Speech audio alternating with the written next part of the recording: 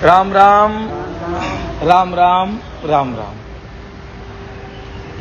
आज प्रातः 6 जून 2024 दिन गुरुवार,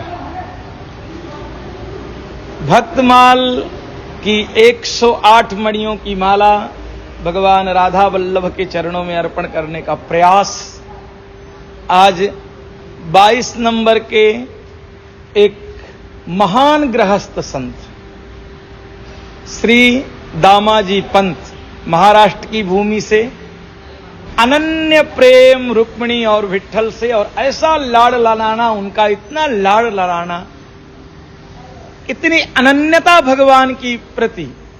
और भगवान भी, भगवान का वचन है कि एक कदम आप मेरी तरफ चलते हैं तो 1000 कदम मैं आपकी तरफ चलता हूं। आप हाथ बढ़ाते हैं तो भगवान कहता है मैं पूरा आकर के गोद में उठा लेता हूं। ज्यों पालय महतारी, भगवान का वचन है कि जैसे अबोध छोटे से बच्चे को मां पालती है, वैसे मैं अपने भक्तों को पालता हूं। रुक्मिणी विट्ठल में अनन्य प्रेम इनका पद है कि ये बादशाह के करिंदे हैं, पूरे महाराष्ट्र का कर वसूला करते हैं और दिल्ली के बादशाह को पहुंचाते हैं। 13वीं शताब्दी के बहुत महान संत हुए, गृहस्थ हैं, कार्य में अपने महामंत्री के पद में हैं तो कार्य में भी अपने बड़े निपुण हैं। एक बार ऐसी स्थिति आई कि पूरे महाराष्ट्र में दुष्काल पड़ गया और दामाजी पंत जैसे निकले बाहर तो देख रहे हैं छोटे छोटे अबोध बच्चे अन्न के अभाव में रोडों में मरे हुए पड़े हैं। मनुष्यों के शरीर में मात्र हड्डियों के ऊपर मानो चमड़ी को चिपकाया गया है, मांस तो गायब भी हो गया है और अन्न का अभाव तो था ही, परंतु बहुत दूर दूर तक घास का एक तिनका भी दिखाई नहीं पड़ रहा। इतना भयानक दुष्काल, कलेजा कांप गया। घर में आए और बहुत पतिव्रता इनकी पत्नी थी, तो पत्नी से रो करके बोले कि ऐसी मुझको स्थिति देखी नहीं जा सकती। बादशाह ने इन्हीं लोगों का कर वसूल करके गोदाम भर के रखे और मैं कम से कम 4 बार दिल्ली संदेश भेजा कि थोड़ा थोड़ा अन्न तो इनको बांटे, मर जाएंगे, बचेंगे ही नहीं कोई। रास्तों से निकलता हूं तो इतनी आशा भरी दृष्टि से वो लोग मुझे देखते हैं कि मेरी छाती फट जाती है। कितनी आशा भरी सी कि महामंत्री कुछ करेंगे। पत्नी बड़ी दयालु पतिव्रता, उसने तुरंत जो भी घर में अन्न था तुरंत लोगों को बांटना चालू कर दिया, परंतु उनके पास तो ज्यादा अन्न नहीं था। दोपहर तक सब बढ़ गया। रुक्मिणी विट्ठल के सामने तो बहुत रोए दामाजी और उन्होंने कहा कि प्रभु मुझे नहीं पता कि इस समय मेरा कर्तव्य क्या है, परंतु अब लोग मर जाएंगे और मैं अपने कर्तव्य में बना रहा हूं, वो भी ठीक नहीं है। इन्हीं का धन है जो बादशाह ने वसूल करके गोदामों में रखा है और इन्होंने जाकर के सब गोदामों के ताला खोल दिए, प्रजा में ढिंढोरा पिटवा दिया। जिस जिस नगर के प्रधान थे उनको सबको बुला दिया, बोले बैलगाड़ियों में भर करके अन्न सब में बांट दो। अब बादशाह के कुछ मुस्लिम सेवक यहां रहते थे, उन्होंने तुरंत खबर दिया कि बिना आपके आज्ञा के दामाजी पंत जी ने सब अन्न के भंडार लुटा दिए और भयंकर क्रोधित बादशाह दिल्ली से भयंकर सेना को भेजा। और ये प्रातः का समय है, 5 बजे का।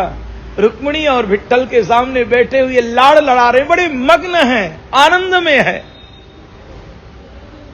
पंढरीनाथ महाराज के चरणों में लेटे हुए हैं, बार बार विट्ठल विट्ठल विट्ठला, माझा पांडुरंग विट्ठला भाव से गा रहे हैं, कीर्तन में डूबे हुए हैं।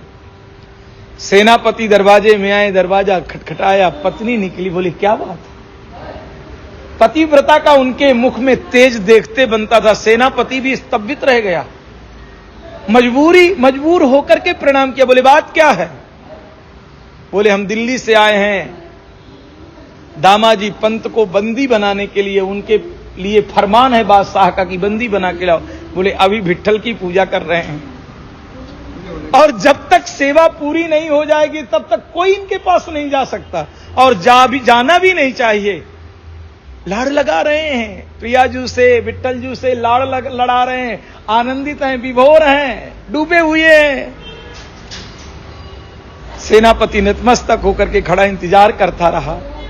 पूजा पूरी हुई, चरणामृत लिया ही था कि पत्नी ने जाकर के निवेदन किया कि महाराज आपको बंदी बनाने के लिए काम भी आपने बहुत अच्छा किया, इसका परिणाम तो आना ही था। पत्नी भी देखिए कितनी पतिव्रता, रोई, डगमगाई नहीं। पति का साथ कैसे देना है, संभाल लिया पति को, बोले इसका परिणाम ऐसा ही आना था। आपको भी पता था, मुझे भी पता था, इसमें कोई आश्चर्य की बात नहीं। थोड़ा दामाजी के मुख में सिनाकत देखा तो उसने कहा चिंता मत करिए, रात्रि होती है तो दिन होता है, और दिन होता है तो, और आप तो विट्ठल रुक्मिणी के अनन्य भक्त हैं, पंढरपुर के अनन्य, पंढरीनाथ के अनन्य भक्त हैं, आप कहां डर रहे हैं, वो तो आपके साथ ही हैं। और किया भी तो लोगों का हित ही किया है ना, आपने अपने स्वार्थ के लिए तो कुछ नहीं किया। और परहित के लिए अगर प्राण भी निछावर करना पड़े तो भी ठीक है, आपको जाना चाहिए। दामाजी महाराज ने तुरंत ऊर्ध्व त्रिपुंड धारण किए हुए थे, उत्तरी पहना, धोतर लगाए हुए थी, वैसे ही सेनापतियों के साथ में बेणी हाथ में पहना ली गई।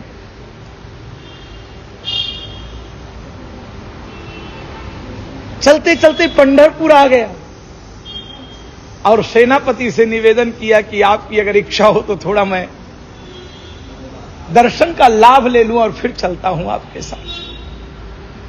सेनापति ने कहा ठीक है। उसी प्रकार बेड़ियां बंधी हैं, हथकड़ियां बंधी हैं, और पंढरपुर में रुक्मिणी विट्ठल के सामने बैठ करके और बड़े भाव विभोर होकर के प्रसन्नता से, कोई शिकायत नहीं है भगवान से, ये मेरे साथ क्यों हो रहा है। हम लोग क्या करते, थोड़ी भी आफत पड़ती है साहब, अगर 2 अगरबत्ती भी जीवन में लगाया है तो भगवान को तुरंत दोषी मान लेते हैं। अरे मैंने तो अगरबत्ती लगाया फिर भी आप कष्ट दे रहे हो। कोई शिकवा, कोई शिकायत नहीं है, धन्यवाद है, कोई विवाद नहीं है, निर्विवाद है, आनंद है। बड़े भाव से रुक्मिणी विट्ठल को देख के और मुस्कुरा करके बोले कि तेरी ही सेवा किया हूं मैंने, अन्न खिला करके, तू ही सबके अंदर बैठा है, अब तू ही देख लेना, मैं जा रहा हूं दिल्ली, थोड़ी दिन सेवा तेरी नहीं हो पाएगी, अपनी सेवा स्वयं कर लेना, थोड़ी सेवा में विघ्न पड़ रहा है और कुछ नहीं। कहना ही था कि दिल्ली के बादशाह के सामने एक 25 साल का युवान बालक, फटी हुई धोती, एक पुटली में लिए हुए बहुत सारी स्वर्ण मोहरे उपस्थित हुआ। बादशाह से निवेदन किया कि दामाजी पंत ने आपका शायद धन का भंडार लुटा दिया है, उसके बदले पंत जी ने आपके लिए बहुत सारी स्वर्ण सर्फियां दिया है, आपका धन जितने का हो उतनी सर्फियां आप ले लो, उससे सर्फियां छोड़ दो।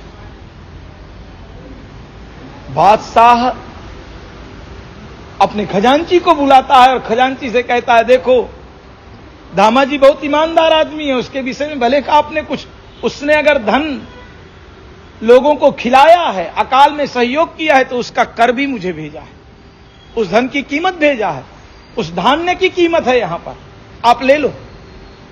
खजांची के सामने वो बालक बैठा और उस बालक ने भर भर करके मोहरे देना प्रारंभ किया, और जितनी मोहरे वो देता उतनी मोहरे से बढ़ती जाती। खजांची भी आश्चर्य में फंस गई, रखने के लिए जगह नहीं रह गई। खजांची ने कहा बस बस बस बस बस, अब रहने दो आप। पोटली बांध दिया, चलने लगा, और जैसे दरबार से बाहर निकल ही रहा था तो बादशाह की जैसी तिरछी दृष्टि उनके ऊपर पड़ी, और उन्होंने तिरछी दृष्टि में बादशाह को देखा। बादशाह उस बालक का दीवाना, आओ आओ बेटा, रुको, 1 मिनट रुको, 1 मिनट रुको ना। मुड़ करके देखा उस बालक ने, बोले क्या नाम है। अब वो तो पंढरीनाथ भगवान थे, विचार में पड़ गए कि नाम क्या बोलूं।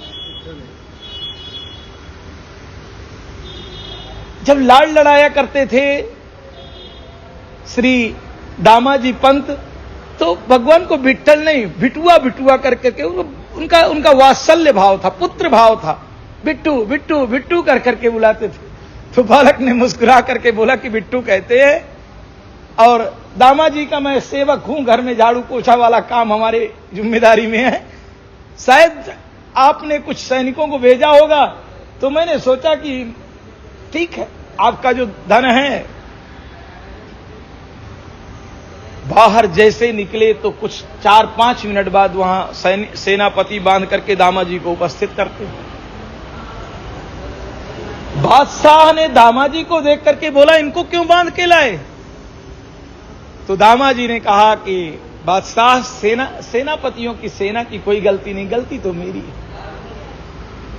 देखा नहीं गया, मेरा वो हृदय फट गया, मैं मर क्यों नहीं गया? वो अबोध बच्चे मरे पड़े थे रास्ताओं, बूढ़े अन्न के अभाव में तड़प तड़प के मर गए, बच्चे अंत्येष्टि करके मां की आती तो बाप की अर्थी उठानी पड़ती, बाप को जला के आते तो भाई की अर्थी उठानी पड़ती। घर का घर उजड़ रहे थे तो मुझसे रहा नहीं गया, मैंने धन के। तो बोले वो तो आपने किया, पर उसके पैसे भी आपने भेजे हैं।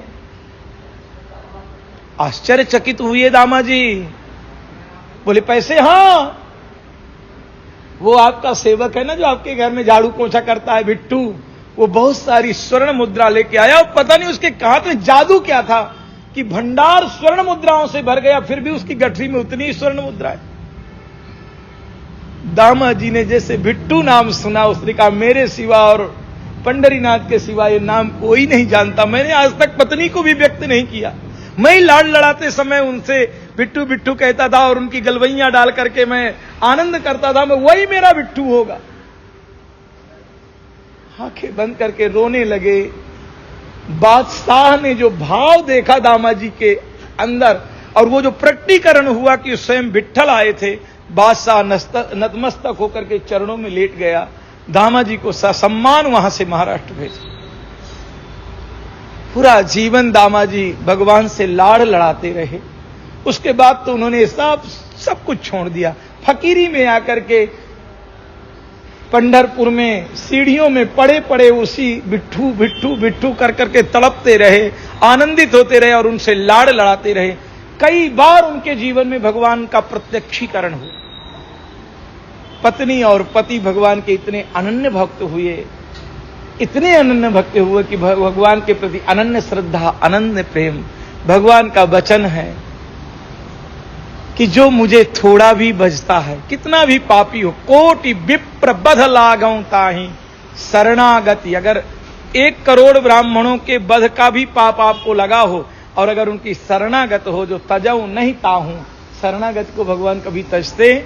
एक बार प्रेम से आप कह दो कि हे प्रभु मैं आपका हूं और आप मेरे हैं, तो भगवान अनन्य प्रेम से आपके साथ जुड़ जाते हैं।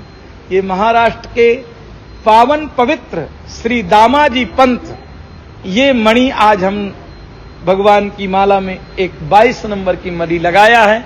राम राम राम राम राम।